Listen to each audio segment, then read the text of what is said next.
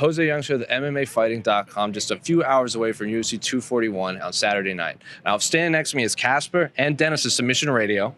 I'm sure you guys have heard their voices before. I'm sure you guys have seen their work before, but this is your debut on the preview show, right? Well, we did one before, but it's great to be back here in Anaheim with Jose Youngs for another preview show. And they may have seen us, Jose. Obviously, the show was an audio for a really long time, but there was all those articles about us streaking through the quad through Melbourne, through the main section of Flinders Street. So you may recognize us from that. Yes, we've changed, but we're still the same inside. Clothing optional. Clothing optional. I don't think you've had a carb in a few years, right? I eat a kilo of rice every day. Oh my God. I'm just trying to keep up with the sexiness of your hair, man. Well, we're going to move right along. With the main event of Saturday night, we have a heavyweight title fight rematch between reigning champion Daniel Cormier and former champion Stipe Miocic. Now, Stipe Miocic hasn't fought since their first fight at UFC 226 last July. Daniel Cormier fought Derek Lewis at UFC 230, said he didn't really have to take it, thought it was an easy matchup, got paid to do it. Was a little upset Stipe didn't fight in the meantime. So I'll start with you, Kacper. Do you think Stipe should have taken another fight between the two Daniel Cormier fights? I mean, we talk about brand. I think it would have helped his brand. I think a lot of fans kind of soured on Stipe. He was kind of almost like the heavyweight Robert Whittaker. Doesn't talk trash, doesn't really say a whole lot in interviews. And it was kind of hard to find any faults with the guy's personality. But he kind of went on these long Twitter tirades and kind of beefed with Daniel Cormier. And I think fans kind of soured on him. And I think, you know, if he had taken a fight in the meantime, it kind of would have helped his popularity. Probably would have padded the bank account in the meantime as well. And I think people would have felt more like he deserves this rematch as well. Now, I'll switch over to you, Denis. Do you think Stipe does deserve this rematch? 3 consecutive title defenses. It's the UFC record, but he did get knocked out in the first round. Yeah. And famously, Jose Aldo didn't get a rematch right away. Does he deserve this rematch? You're talking to the wrong guy here, because I think that instant rematches are a load of bullshit in MMA. I mean, what are we doing here? Why are guys getting immediate rematches? The guy goes away for a year, comes back, then gets a rematch for the title. It doesn't make any sense to me. Remember back in the day, you had to be in the rankings, you had to win it, get a title shot, win a title shot, you lost the title, you go back down, you work your way back up. Now guys are getting rematches. It kind of shows the wrong sort of message, I feel, to people like, hey, I'm going to go away for a year, take a break, and then maybe I'll come back and do a title shot. And then in the meantime, why don't you defend your title? I think it's a little bit sloppy. And I love Stipe. We have a great relationship. He's been doing submission radio for quite some time, but no, I don't think he deserves a title rematch at all. Now, switching to you, Kacper, on the actual matchup, do you think anything differently will play out in this fight? Because it was a first-round knockout. I think there are a lot of questions. There was the one eye poke in the first fight that was the referee called. But if you go back and watch that, there were a lot more I think the referee missed. So in my opinion, there are questions that need to be answered. Like, what if that fight did get out of the first round? What if there were no eye pokes? Do you see this playing out any other way besides Daniel Cormier leaving the octagon with the belt still? I think it's going to be a lot longer. I mean, we asked Daniel Cormier media day, like the way the fight played out, it was such a definitive finish that you got to go into this matchup thinking, well, you know, it's going to be a lot longer. It's going to be a lot harder. I heard a fascinating thing before. Sonnen was talking about their weights. Both Daniel Cormier came in a lot lighter, as did Stipe Miocic, and he sort of is attributing that to potentially Stipe Miocic overtraining. We know how long he's been wanting this rematch, and, you know, if that's the case, that could be interesting. It also seems like Daniel Cormier, you know, why would he come in lighter for this fight? Maybe he's sort of on the way down to 205 and he's sort of eyeing this John Jones fight. Also, he's been exhausted looking this entire media week. I agree 100%. The assholes that we are made him get out of his comfy chair on media day to stand, and he wasn't very happy about that. And I don't know, I kind of feel like Daniel Cormier is just very much on his way out. Same question to you, Denis. Like, do you agree with Kacper that maybe Daniel Cormier feels the end is obviously near, but he's starting to show it? Like, he might be over this fight week already. Dude, we had this crazy chat with his coach, Javier Mendez, and Javier said that it took about 6 weeks for them to get down in weight just so he could be the old Daniel Cormier of old because of the injuries that he's had. He also spoke about how he wants to see Daniel Cormier retire because he's got all these other opportunities that he can make money from, and he's really only sort of fighting for the money at this point. And then Daniel Cormier brings up during the open scrum the fact that he's not really associated to John Jones anymore because that was his primary way to make a living. Now he's got these other things. And then I ask him, I go, what is your motivation when we were talking to him during media day to fight? And he's like, well, you know, Stipe said this and that about being better than me, but it sounded like a bit like bullshit to me, like it wasn't legit. So I don't know what his motivation is here, man. It kind of seems like he's going through the motions of media day. He looks really, really tired. The weight is lower. I think it's because he's got a whole bunch of injuries. He wants to move around, and I think at 260, his back and all the other injuries sort of pop up.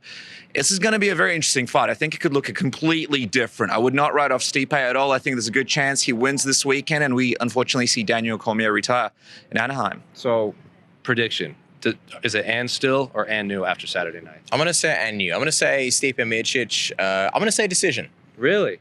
Heavyweight title fight going into a decision. It's a little controversial these days. I think Stipe is the kind of guy, and he's always said this throughout his career, he doesn't care how he wins. He's not really here to make statements. He just wants to get his hand raised. And I think if he wants to sort of play a little bit safe, maybe stay on the outside, if he can take Daniel Cormier down and keep him down, I'm not saying it's going to be like an Ngannou type performance. Obviously, Daniel Cormier, phenomenal wrestler, and he wouldn't allow that. But I think he would do anything to get the job done. And I don't know. I find it hard to see him finishing Daniel Cormier, to be honest. And we're going to drop to the co-main event. And I don't know how your guys' numbers have looked on YouTube or your website or Twitter or whatever. Millions.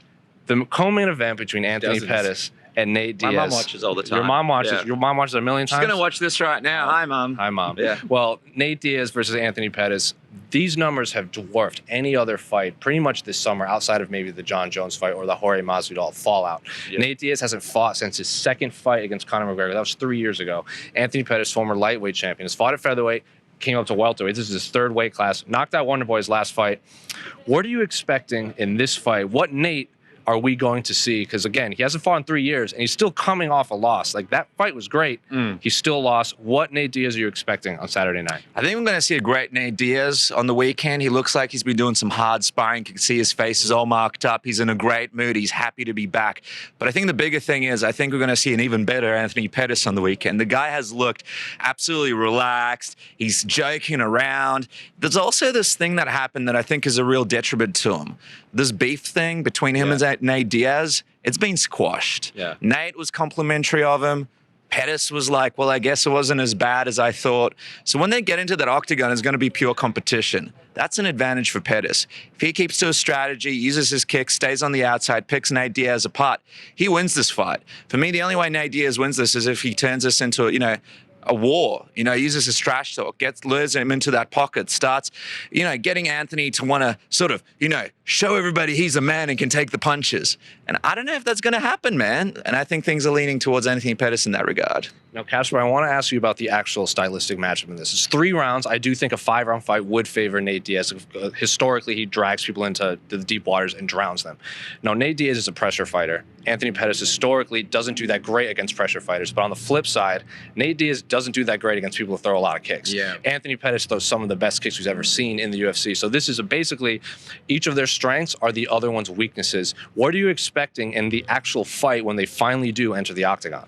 I don't see Nate Diaz finishing Anthony Pettis, and I think that's a really tough thing for him. I think he could outlast him. Like you mentioned, if it was a 5-round fight, he could drag him into those deep waters. But I feel like Anthony's going to have the bigger moments, and I think he's going to win over the judges. And I think by the time the fight ends, 3 rounds will be done. And I feel like Nate Diaz will be he might even be picking up momentum by the end of the fight, but by the time it finishes, it's going to be over. And I think Anthony's going to win by decision. And also, I guess the question is, how does he really finish or stop Anthony Pettis? I don't think he can submit him, and I don't think he can finish him on the feet either, to be honest. It might be a bit frustrating, actually, because if you think about it like this, it might be a fight where Nate starts slowly, Anthony picks up the first 2 rounds, Nate gets the last round, then at the end of the fight, Nate's like, I won that fight, this is a load of crap, blah, blah, blah, at the press conference. Fans aren't really kind of happy because they thought it was going to be this crazy battle where Anthony just kind of moves out of the punches, lands his leg kicks, stays out of distance, then maybe gets in a bit of a war in the last round. Nothing really gets solved. Nothing really gets settled. Fans are kind of like, oh my God, what happened here? So Nate Diaz you're is expecting campaigning. the worst, pretty much. Well, I'm just going to say, like, Nate is going to be campaigning for, like, whatever. Like, it's going to be kind of like, the second Conor McGregor fight. Like, what's happened here? And then, I don't know whether gets anybody in the situation. But here's the crazy thing, right? The welterweight division, the top of it is so stacked. You've got Colby and Kamaru. You've got Jorge Masvidal as well, and then what happens if Nate does win? Where does he enter? I feel like the regular rules of MMA don't really apply to Nate. All of a sudden, what if we see Jorge versus Nate? That could be an incredible fight. But what if Anthony Pettis wins? I feel like. Where does he fit? Where does he fit into that division as well? He's beating a guy that's not ranked. Well, I think the wild card in this, and I know people are going to hate this, but I think the winner is going to fight Conor McGregor, probably at lightweight or welterweight. I mean, Anthony Pettis himself said he was offered that fight. If Nate wins, how are you not going to do the trilogy? I feel like everybody's been offered a fight with Conor McGregor, though. It's like you don't know who's really getting these fights. I mean, Justin Gaethje was in the mix, Anthony Pettis is in the mix, and a bunch of other people are in the mix. Dana White is basically looking for ways to make this Khabib rematch happen without too much criticism. So, yeah, it's going to be very complicated, man, who wins this. I mean, I think, look, Masvidal, we were hanging with him last night at Metro PCS, and he was talking about the fact that he's open to fighting like a Nate Diaz as long as he gets paid for it, or even a guy like Anthony Pettis. If they can make a fight like that come together, that would be a really cool fight. But what does a win for either man do for like this division? Do you say so? Does the winner of this stay at welterweight? Do they drop down to lightweight? What would you like to see? What is your perfect scenario for the winner of this fight? Personally, I think Nate Diaz looks best at 155. But again, this is an older Nate Diaz. And as we know, when fighters get older, it's harder and harder for them to cut weight. So I'm kind of a little bit torn. On one hand, I think he looked so good at 155. On the other hand, we're all kind of against weight cutting. We don't want to see people drain themselves. I was impressed with the shape that Nate came in at the weigh-ins just before. I think with Pettis, I think he should probably stay at welterweight, especially now. He looks a lot more leaner against Wonderboy, who's a little bit chubbier. He kind of looked like a blown up lightweight, and now he's looking a lot more lean. And I don't know, I think we saw that with Robert Whittaker. He's probably the perfect example of a guy who really rebirthed his career by going up. And with Anthony Pettis, I don't think he's getting a title shot at lightweight. I don't ever want to see him at featherweight either, so welterweight's kind of best for him. He jokingly said he would drop down to 145, and he's like, that's not ever happening again. But we're going to drop down one more fight, and a fight that actually impacts a fight that's happening in your neck of the woods down in Melbourne. Yoel Romero versus Paulo Costa. Paulo Costa says it's personal. We were in the scrum. Yoel Romero says it's not personal. He basically said, God told me to fight in Anaheim, so I'm in Anaheim. Unreal. Paulo Costa says he wants to fight Yoel Romero because A, he's ranked high, and B, this is personal for like the USADA jokes he made. But like I said, this has heavy title implications. For Yoel Romero, maybe not so much depending on how that fight plays out in Melbourne between Robert Whittaker and Israel Adesanya. But Paulo Costa is supposedly flying to that fight to watch it. He hasn't even fought Yoel Romero yet. In my opinion, beating Yoel Romero is the hardest thing in the middleweight division. Yeah. Robert Whittaker, I don't think, has not been the same since those fights. So what are you expecting between two of the biggest physical freaks we've ever seen inside the octagon? I don't think it's going to last very long. I think the thing with Yoel Romero against Robert Whittaker, he's got this style where it's kind of all defense until he has to explode, and then it's like an atom bomb, and it's kind of like a murder in the octagon, basically. I don't know if that's really going to work against Paulo Costa. If Paulo Costa kind of comes out and tries to blitz him, Yoel Romero might be forced to kind of fight back, and then that might create openings. I think this is a huge test because if you look at the previous opponents of Costa, you know, guys like Johnny Hendricks, guys like Uriah Hall, like you mentioned, Yoel Romero is a massive, massive step up. Whoever beats him definitely deserves the next title shot. And we could be looking, look, if he gets the win, this could be not only the next title contender, but the next big Brazilian star. It's pretty clear that the guy's marketable. The muscles popping out of everywhere. So it's going to be a good fight. I don't think it's going to last long at all. And are you in the same camp? Because I also agree. I don't think this fight reaches the judges' scorecard. Both guys are going out there to kill one another. Yoel Romero says it's not personal, it's all business. Paulo Costa wants to hurt Yoel Romero. What are you expecting in this fight? Dude, it's fascinating in the fact that, you know, Paulo's saying it's personal, but then when they're doing the stare downs and stuff, it looks like he's going out of his way to shake Yoel's hand and make sure things are cool going into the octagon. I think the fact that he's fighting a guy like Yoel, the guy who is so intense. I mean, when we interview him at media day, you know, it's a sweaty experience for the media people. I mean, especially when he doesn't understand what you're saying and he starts sort of looking at you like that. So, Look through yourself. You look right through yourself. Can he survive it? Can he survive the mental aspect of standing face to face with a guy like him who's accomplished so much? And what kind of Paulo Costa do we see there? I'm not sure. I think my feeling is Yoel Romero will just go right through him and it's going to be the end of the Paulo Costa, but it looks like the UFC are starting to double down on this Paulo Costa thing. We saw in the Embedded today, they sort of followed around this narrative that he's coming down to Australia to fight. There's a great rivalry between him and Israel Adesanya. I think they see this as a great opportunity for him. Yoel Romero has something going on with Adesanya, but of course, if Whittaker wins, there is no way the UFC is going to be making that third fight. And the crazy thing is, like, Yoel told all of us at the media day, like, he's not moving up to 205, right? Apparently, he walks around like 200, 203 pounds, and he's best friends with John Jones and stayed at his house, so that fight's not going to happen. So when you think about that, that's a lot of exciting possibilities off the table, right?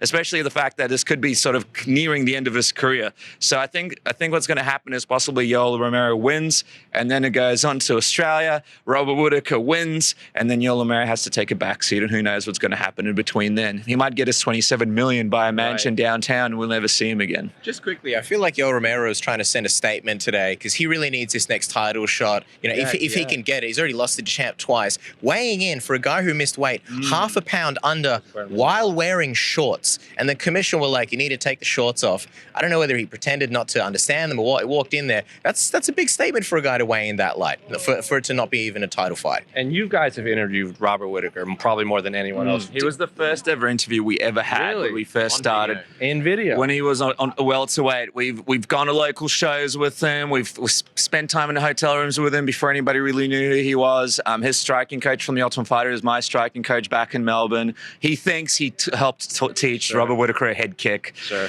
Maybe it's true because he does have a good one. So we know him very, very well. And make no mistake about this. The man has not been paid for quite some time. We don't think about the fact that whenever he pulled out of the fight and people complain about it, you know, he's got a family and he lives in Sydney, and Sydney's like the New York of Australia. You can't have a house there for under a couple of $1 million. He's got the family, he's got the kids, he's got the legacy, he's got Israel Adesanya breathing down his neck. He can't not make this next fight. If this guy, Robert Whittaker, breaks his leg, expect him to limp into the octagon at Marvel Stadium in Melbourne. So he's got a lot on his shoulders.